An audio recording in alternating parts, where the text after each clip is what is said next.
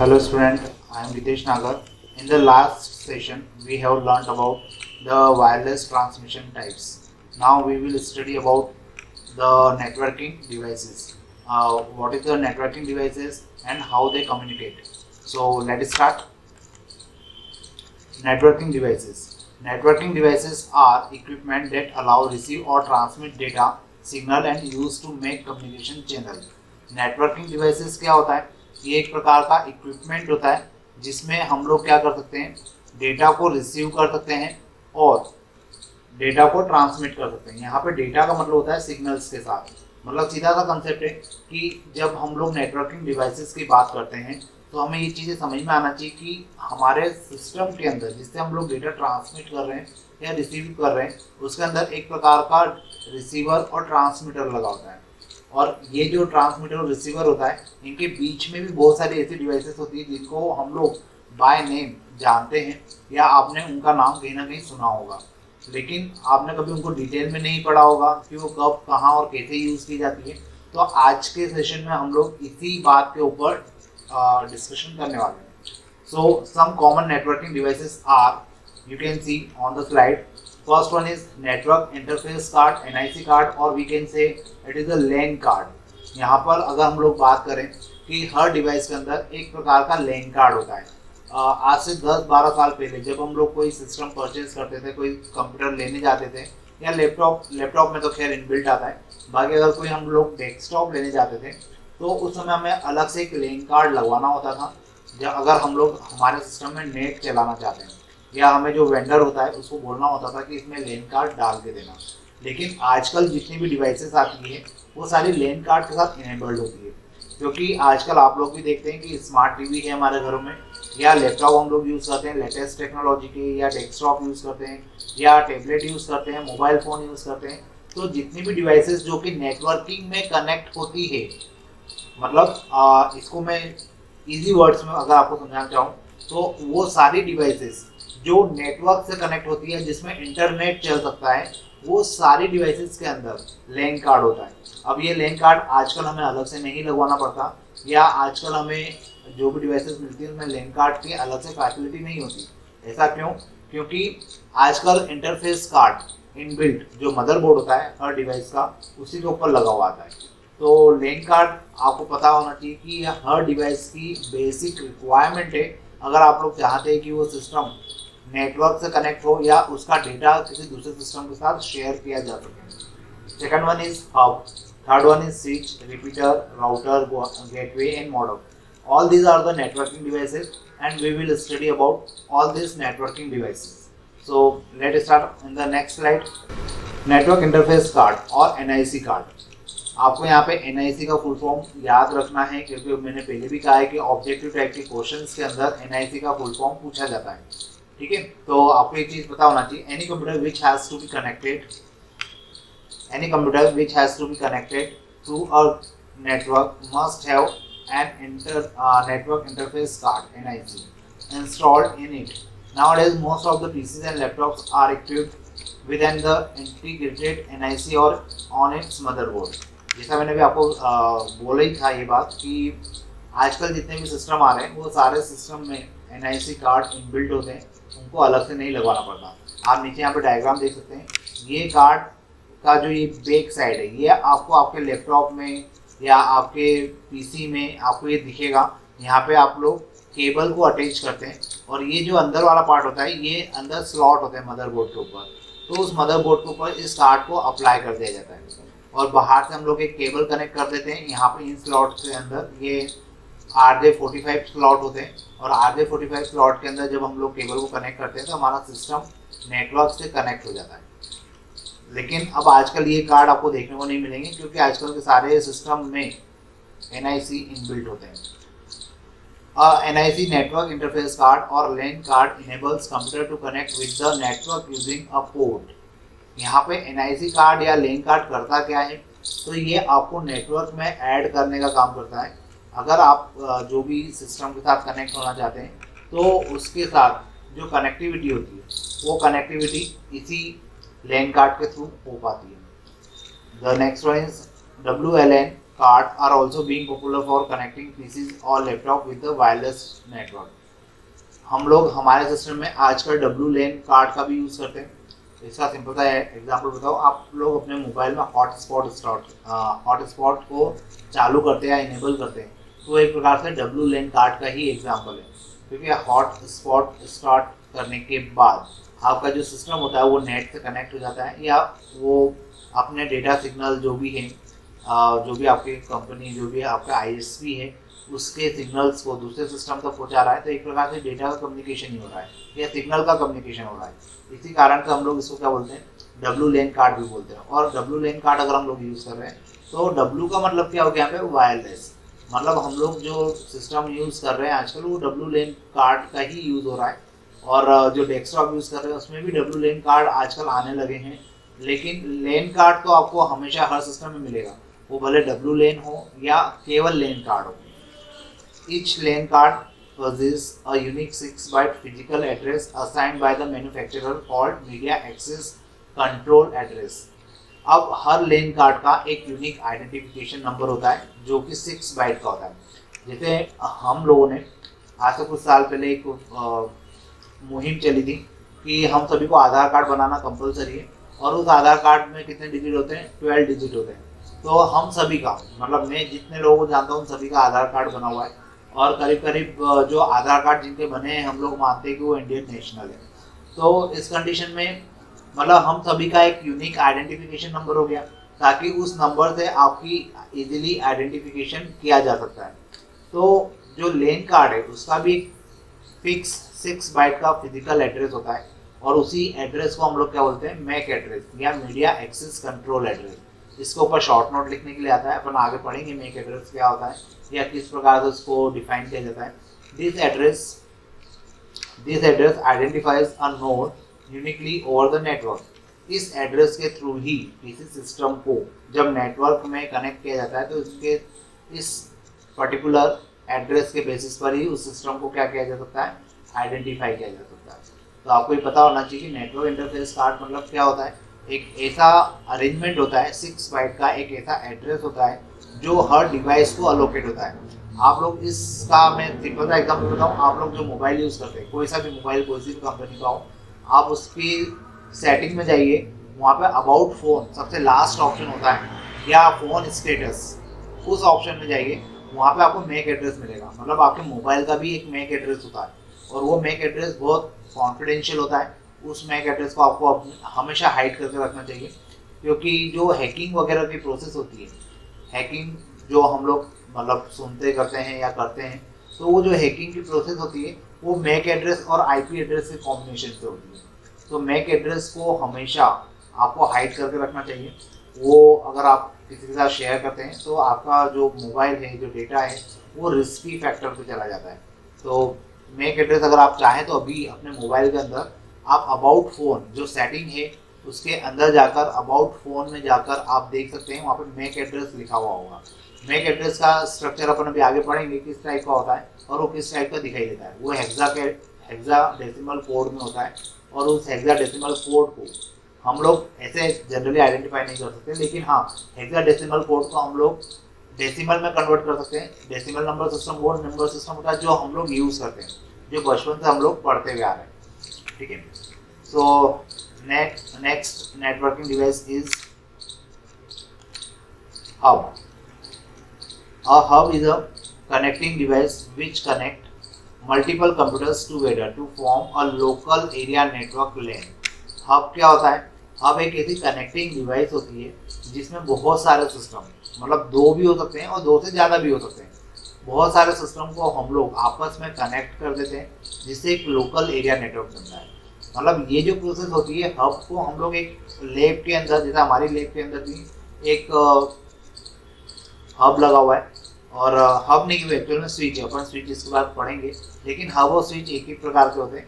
एक छोटा सा डिफरेंस होता है, वो डिफरेंस भी आपको भी आगे हम लोग डिस्कस करेंगे तो आपको क्लियर हो जाएगा। तो हब क्या हो गई, एक ऐसी डिवाइस हो गई जो 2 या 2 से ज़्यादा सिस्टम को आपस में कनेक्ट करने का काम करती है, और उनके कनेक्ट होने के बाद हम लोग ऐसा बोल सकते हैं कि एक लोकल एरिया नेटवर्क क्रिएट हो गया है। Hub makes broadcast type network and do not manage traffic over the network channel. अब हब के लिए एक प्रकार से देखा जाए तो डिसएडवांटेजेस अपन बोल सकते हैं कि हब क्या होता है, ब्रॉडकास्ट टाइप नेटवर्क होता है। ब्रॉडकास्ट टाइप नेटवर्क मतलब ये एक प्रकार का ऐसा नेटवर्क है जिसमें ये केवल इंस्ट्रक्शन देगा या डेटा ट्रांसमिट करेगा, लेकिन ये डेटा रिसीव नहीं कर सकता। ठीक है, मतलब एक सिस्टम से डेटा आया, वो डेटा इसने किसी दूसरे सिस्टम पे ट्रांसमिट कर दिया, तो यहाँ पे केवल ब्रॉडकास्टिंग हो सकती है, रिसीविंग नहीं हो सकती। और यहाँ पे ट्रैफिक का कोई मैनेजमेंट नहीं हो पाता। ट्रैफिक का मैनेजमेंट मतलब मान लीजिए एक हब है, उसमें 4 या 5 सिस्टम आपस में कनेक्टेड है, तो जब वो 4 या 5 सिस्टम डेटा को ट्रांसमिट करते हैं तो कौन सा डेटा कौन से सिस्टम पे जा रहा है ऐसा नहीं होता। यहाँ पे कोई फिक्स ऑर्डर नहीं होता, किसी एक सिस्टम से निकलने वाला डेटा या सिग्नल बाकी के किसी भी सिस्टम पे जा सकते हैं और वहाँ पे उनको इजीली एक्सेस किया जा सकता है। तो हब जो होता है वो कभी ये कंट्रोल नहीं करता कि फर्स्ट पीसी का जो डेटा है, सिग्नल है, वो केवल फिक्स पीसी पर ही जाना चाहिए, ये मैनेजमेंट यहाँ पे नहीं हो पाता। फर्स्ट पीसी से निकला डेटा और सिग्नल बाकी के जो 4 पीसी कनेक्टेड है उन सभी पे एक्सेस किया जा सकता है।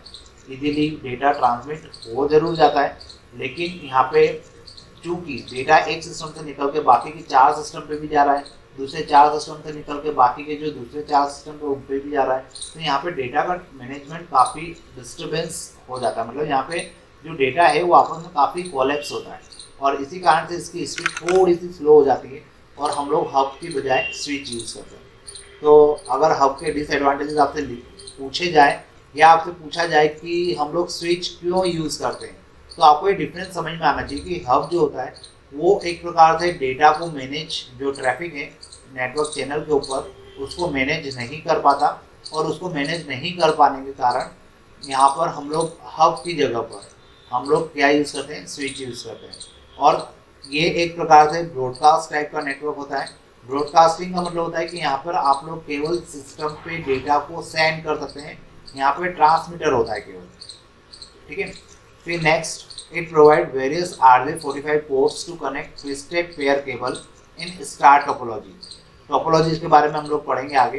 तो यहाँ पे जो कनेक्टर होते हैं, आप यहाँ पे डायग्राम में देख सकते हैं, ये जो कनेक्टर होते हैं ये RJ45 कनेक्टर होते हैं और इन RJ45 कनेक्टर्स के थ्रू ये सारे सिस्टम जो होते हैं वो आपस में कनेक्ट होते हैं।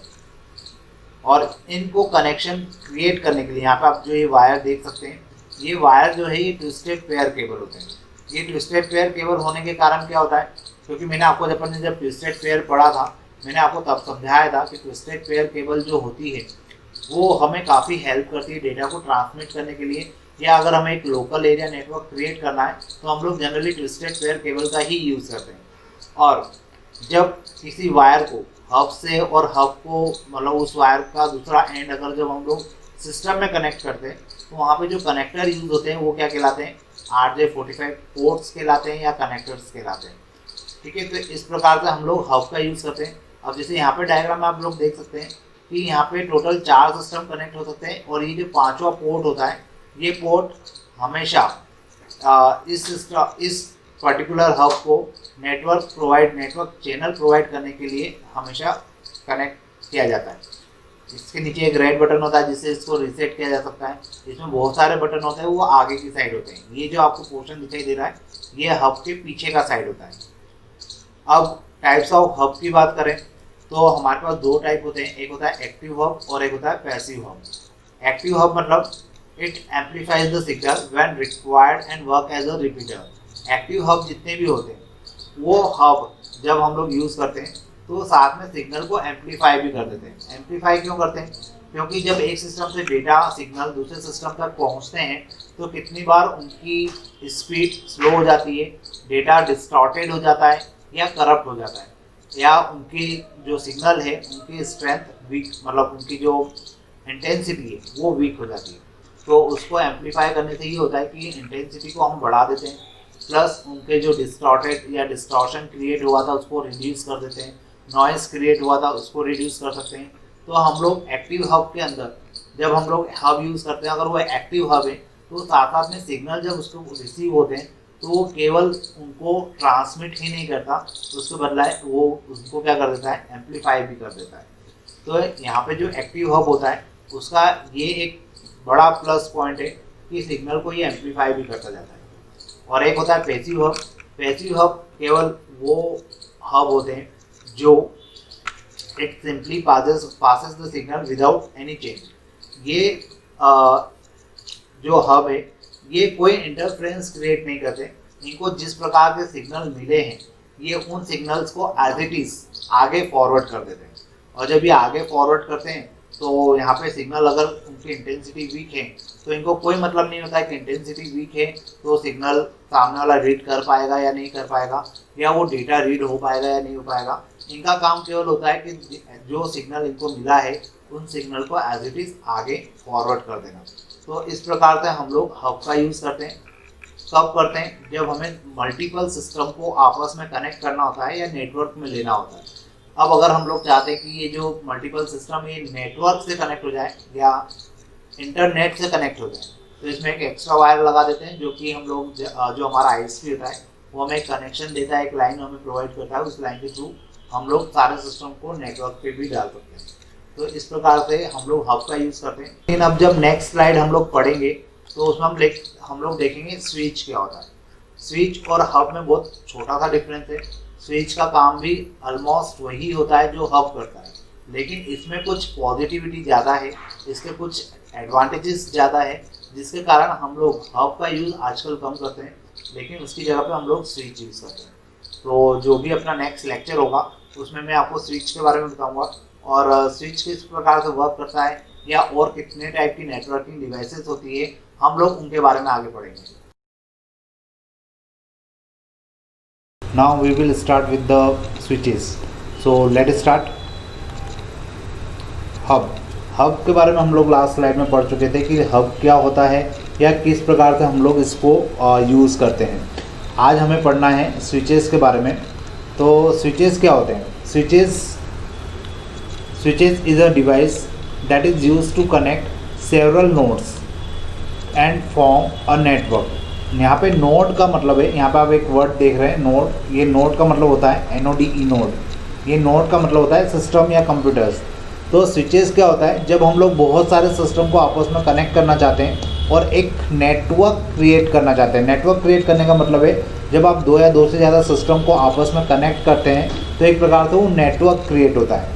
तो जब भी आप लोग दो या दो से ज़्यादा सिस्टम को आपस में कनेक्ट करना चाहते हैं या नोड को आपस में कनेक्ट करना चाहते हैं, it redirect the received signal only to the intended node that is controls network traffic। तो हम लोग किसका यूज़ करते हैं? हम लोग स्विचेस का यूज़ करते हैं। और स्विचेस जो होते हैं वो जो सिग्नल हमें मतलब स्विचेस को जो सिग्नल रिसीव होते हैं वो उन सिग्नल्स को केवल इंटेंडेड नोड के ऊपर या इंटेंडेड सिस्टम के ऊपर ही क्या करता है? रीडायरेक्ट करता है। अब ऐसा करने से क्या होता है? जो नेटवर्क है वो नेटवर्क के ऊपर जो ट्रैफिक होता है वो कंट्रोल हो जाता है। हमने जैसे लास्ट स्लाइड में पढ़ा था हब के बारे में कि हब भी यही काम कर रहा है, सिग्नल रिसीव करता है और वो ब्रॉडकास्ट लेवल पर क्या कर देता है? उससे जुड़े हुए जितने सिस्टम होते हैं उन सारे सिस्टम को सिग्नल्स को ट्रांसमिट कर देता है। जबकि ऐसा अगर हम लोग करते हैं तो उस कंडीशन में क्या होता है कि ट्रैफिक का मिसमैनेजमेंट होता है, डेटा स्लो हो जाता है, कितनी बार डेटा कोलैप्स हो जाता है। अब आप उसको इस प्रकार समझ सकते हैं, मान लीजिए एक बड़ा सा चौराहा है, एक स्क्वायर है, वहाँ पर अगर सिग्नल बंद है तो सारे रोड से सारी साइड से गाड़ियाँ एक साथ निकल के रोड क्रॉस करेगी। कितनी जगह गाड़ियों को आपस में रुकना पड़ेगा, गाड़ियाँ आपस में टकराएगी, गाड़ियाँ आपस में मतलब उलझती रहेगी और उनका जो ट्रैफिक है वो मिसमैनेज होगा। वैसी ही सिचुएशन हब के साथ होती है। जब वहाँ पर अगर मान लेते हैं कि 5 सिस्टम है तो 5 सिस्टम जब डेटा को ट्रांसमिट करेंगे तो डेटा बाकी के 4 सिस्टम पे जाएगा। कोई भी एक सिस्टम अगर डेटा ट्रांसमिट करेगा तो बाकी के 4 सिस्टम पे जाएगा। जब दूसरा सिस्टम डेटा ट्रांसमिट करेगा तो बाकी के 4 सिस्टम पे जाएगा। तो इस प्रकार से क्या होता है? डेटा या तो कोलैप्स हो जाता है, स्पीड स्लो हो जाती है, या डेटा जो ट्रैफिक है डेटा का ट्रैवल करने का जो नेटवर्क के ऊपर वो मिसमैनेज होता है। तो उसी कारण से हम लोग हब की जगह पर क्या यूज़ करना चाहते हैं? स्विच यूज़ करना चाहते हैं, क्योंकि स्विच क्या करता है?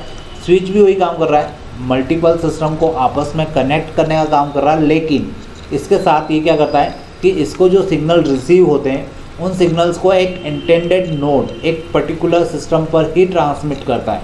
मतलब मान लीजिए एक स्विच है जिसमें 5 सिस्टम कनेक्टेड है, तो फर्स्ट सिस्टम अगर अपने किसी मैसेज को, किसी सिग्नल को 5th कंप्यूटर को ही भेजना चाहता है तो वो मैसेज या वो सिग्नल केवल पर्टिकुलर 5th कंप्यूटर को ही जाएगा। डिसलाइक अगर हब इसकी जगह पे होता तो फर्स्ट सिस्टम से निकला सिग्नल बाकी के 4 सिस्टम पे भी जाता। तो यहाँ पे ये मेन डिफरेंस आ जाता है स्विच और हब के बीच में। और हम लोग आजकल स्विचेस का ही ज़्यादा यूज़ करते हैं। तो स्विचेस का यूज़ करने से ये होता है कि एक तो जो डेटा सिग्नल है वो पर्टिकुलर इंटेंडेड नोड के ऊपर ही ट्रांसमिट होते हैं। दूसरा ये कि ऐसा होने के कारण जो ट्रैफिक होता है नेटवर्क के ऊपर वो काफ़ी कम होता है और डेटा की स्पीड अपने आप बढ़ जाती है। नेक्स्ट हमारे पास पॉइंट है, it is also use to segment a big network into the different subnet to control the network traffic and security.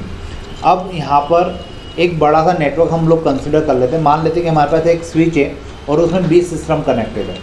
तो 20 सिस्टम कनेक्टेड है वहाँ तक ठीक है, लेकिन मान लीजिए कि अब एक और नेटवर्क है जिसमें 20 सिस्टम और कनेक्टेड है। अब इनको अगर आपस में कनेक्ट करना है तो वो जो 2 स्विचेस थे जिससे एक स्विच से 20 सिस्टम कनेक्टेड थे, एक दूसरा सिस्टम जिसमें एक दूसरा स्विच जिसमें वापस से 20 सिस्टम कनेक्टेड थे, वो आपस में जब कनेक्ट किए जाएंगे तो उनके ऊपर एक और स्विच होगा। तो वो दोनों स्विच क्या कहलाएंगे, सबनेट कहलाएंगे। और उसके ऊपर का जो मेन स्विच होगा वो उन दोनों स्विचेस को आपस में कनेक्ट कर रहा होगा। उसको अपन क्या बोलते हैं, गेटवे बोलते हैं या राउटर बोलते हैं, वो हम आगे पढ़ेंगे अभी। तो एक प्रकार से क्या होता है कि यहाँ पर छोटे छोटे नेटवर्क को आपस में कनेक्ट करने के लिए भी हम लोग स्विच का यूज़ करते हैं। और जो छोटे छोटे स्विच या छोटे छोटे हम नेटवर्क क्रिएट करते हैं वो सबनेट कहलाते हैं। It can also use to combine various small network segment to form a big network as a tree topology. Topology के बारे में हम लोग अभी आने वाली स्लाइड्स में देखेंगे कि टोपोलॉजी क्या होती है। तो यहाँ पर जब छोटे छोटे नेटवर्क होते हैं तो उनको ट्री टोपोलॉजी के बेसिस पर कनेक्ट करके उनको एक बड़ा सा नेटवर्क बना दिया जाता है। जैसे मान लेते हैं कि हम हमारे स्कूल का एग्जांपल लेते हैं कि हमारे स्कूल में 4 अलग अलग ऑर्गेनाइजेशन चल रहे हैं। एक बीडी रोशनी वाले, एक आर.के. डागा है, एक माहेश्वरी कॉलेज है और ये तीनों जो और एक माहेश्वरी स्कूल है। 4 ये चारों में मान लेते हैं कि एक एक लैब है कंप्यूटर की। और ये चारों कंप्यूटर की जो लैब है उसमें जितने भी सिस्टम हैं, जैसे हमारी लैब में 48 सिस्टम है, तो जो 48 सिस्टम है वो सारे के सारे सिस्टम स्विचेस से कनेक्टेड है। और वो स्विच कहाँ रखा हुआ है, आपने कभी ध्यान दिया हो तो हमारे यहीं की एक अलमीरा है, उसके अंदर वो स्विच रखा हुआ है।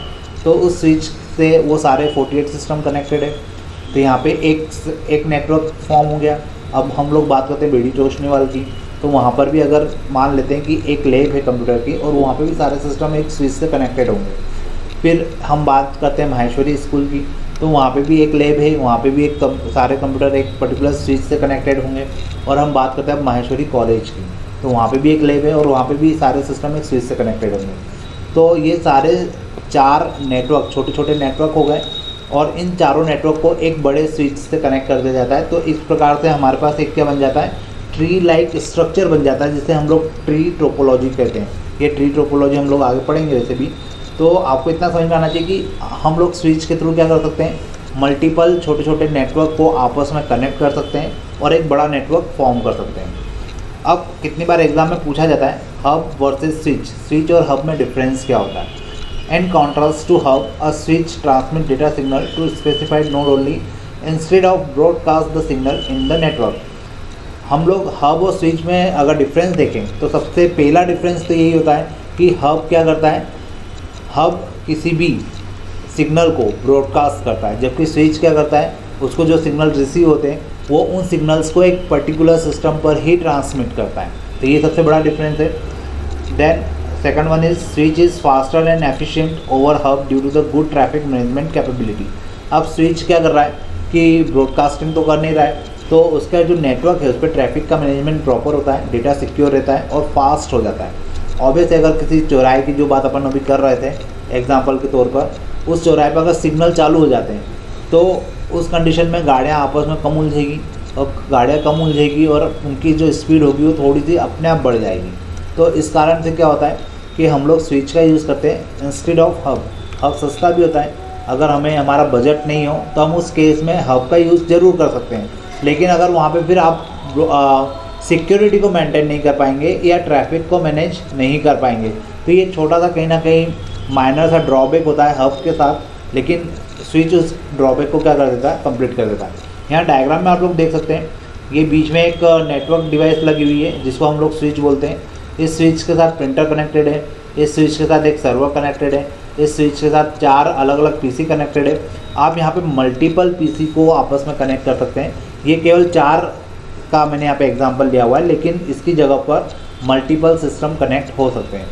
ठीक है, अब ये जो आते हैं सिस्टम स्विच आते हैं, ये 2 की पावर में आते हैं, मतलब 2 पोर्ट कनेक्ट होंगे या 4 होंगे या 16 होंगे या 8 होंगे या 32 होंगे। इस प्रकार से जो स्विच के अंदर सिस्टम को कनेक्ट करने के मतलब नंबर ऑफ सिस्टम होते हैं वो इस 2 की पावर के मल्टीपल में होते हैं। क्लियर है। अब नेक्स्ट स्लाइड में हम लोग देखेंगे repeater. What is repeater and we have already learned about the repeater.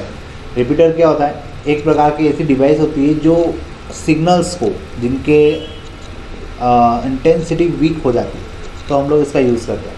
मैंने रिपीटर के बारे में आपको जब हमने कोएक्सियल केबल पढ़ा था, ट्विस्टेड पेयर केबल पढ़ा था, तब भी मैंने रिपीटर के बारे में आपको एक शॉर्ट इंट्रोडक्शन दिया था इसका कि रिपीटर होता क्या है। सो देखते हैं क्या होता है। A repeater is a device that is used to regenerate the received signal and retransmit to it destination. Repeater को अगर मैं डिफाइन करना चाहूँ तो मैं ऐसा बोलूँगा कि रिपीटर एक ऐसी डिवाइस होती है जो सिग्नल को रिसीव करती है, उसको रीजनरेट करती है, उसको रीट्रांसमिट करती है।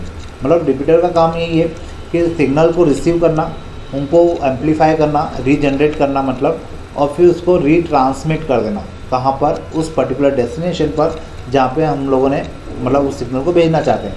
मैंने इसका एग्जांपल आपको बताया था, आप लोग इसको अपने घरों के बाहर भी लगा हुआ देख सकते हैं। आपके यहाँ पर अगर लोकल केबल ऑपरेटर के केबल कनेक्शन है तो वो जो लोकल केबल ऑपरेटर है वो इन रिपीटर्स का यूज़ करते हैं। आप उनके जो उनकी वायर होते हैं जो स्ट्रीट में होते हैं, मतलब बाहर रोड पे लगे हुए वायर होते हैं, उनके बीच में कभी आप देखेंगे तो एक स्क्वायर शेप का काला बॉक्स लगा होता है, वो रिपीटर होता है। वो क्या करता है कि सिग्नल बार बार थोड़ी थोड़ी डिस्टेंस पे क्या हो जाते हैं, वीक हो जाते हैं, तो उन सिग्नल्स की स्ट्रेंथ बढ़ाने के लिए रिपीटर का यूज़ किया जाता है। Since signal becomes weak after certain distance and can't reach to its destination, so regeneration, or we can say it is the amplification of signal is required. In such case a repeater is used. यही जो बात मैंने अभी आपको बोली कि signal weak हो जाते हैं एक पर्टिकुलर डिस्टेंस ट्रेवल करने के बाद, तो उन सिग्नल्स को वापस से रीजनरेट करने की ज़रूरत पड़ती है या उन सिग्नल को वापस से हमें एम्पलीफिकेशन करने की ज़रूरत पड़ती है। और जब हम उनको एम्पलीफाई कर देते हैं फिर हम उनको रिट्रांसमिट कर देते हैं किस तरफ, डेस्टिनेशन की तरफ।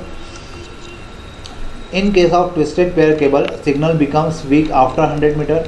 हमने ट्विस्टेड पेयर में पढ़ा था कि 100 मीटर के बाद सिग्नल वीक हो जाते हैं, इसलिए हमें वहाँ पे रिपीटर लगाना पड़ता है। Repeaters are required at each 90-100 metre to maintain the signal strength. हमें हर 90 या 100 मीटर के बाद, ट्विस्टेड पेयर की बात कर रहा हूँ, 100 मीटर या करीब करीब 90-100 मीटर के बाद हमें रिपीटर लगाना पड़ते हैं, जिसके कारण सिग्नल की जो इंटेंसिटी वीक हुई थी उसको हम लोग एम्पलीफाई कर सकें और उसको एम्पलीफाई करने के बाद उसको फिर से रिट्रांसमिट कर सकें। और अगर हम लोग कोएक्सियल केबल यूज़ कर रहे हैं तो हर 500 मीटर के बाद आपको क्या लगाना पड़ता है, एक रिपीटर अप्लाई करना पड़ता है। इन एक्टिव हब और switches also work as a repeater. अगर हम लोग घरों में हब यूज़ कर रहे हैं, हम लोग स्विच यूज़ कर रहे हैं, तो बाय डिफ़ॉल्ट जो हब है या जो स्विच है उसके अंदर क्या होता है, उसके अंदर रिपीटर लगा ही होता है। वो खुद ही अपने आप ही क्या कर देते हैं, जो सिग्नल है उनको एम्पलीफाई कर देते हैं। हमने हब के जो 2 टाइप पढ़े थे, एक्टिव हब और एक पैसिव हब।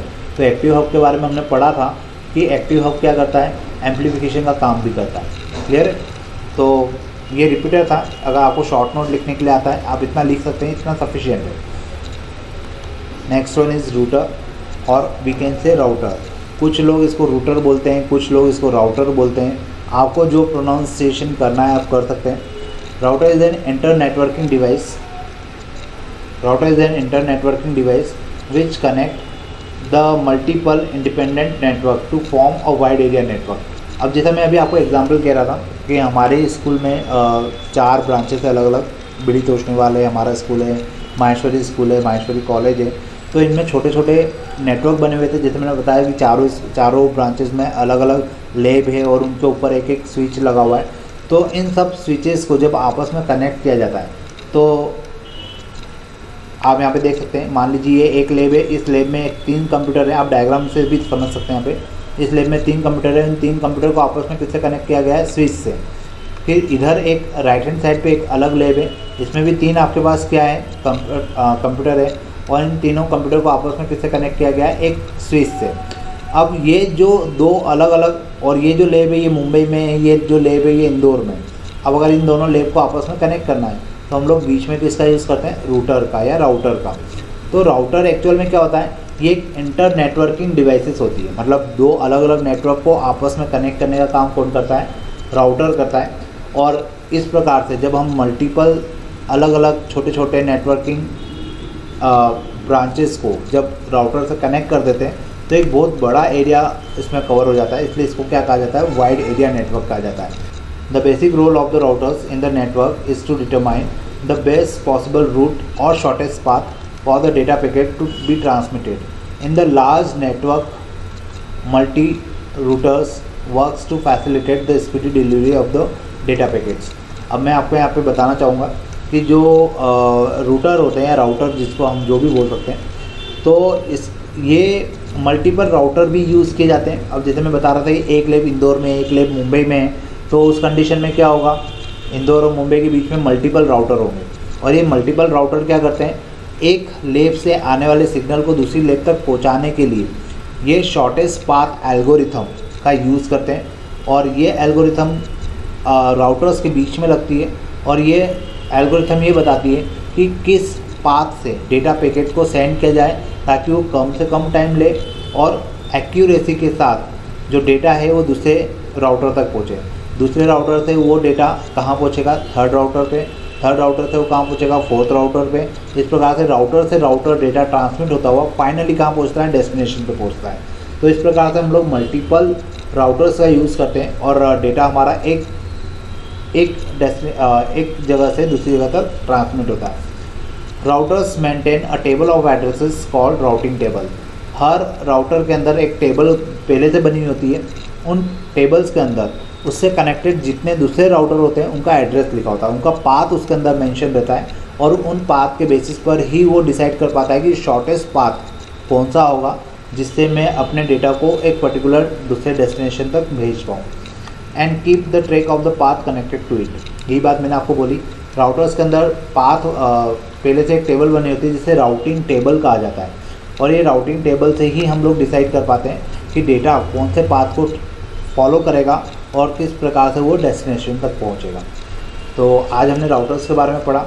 अब जब हमारी नेक्स्ट क्लास होगी, नेक्स्ट सेशन होगा, उसमें हम लोग गेटवे के बारे में बात करेंगे। तो आज के लिए इतना ही, थैंक यू।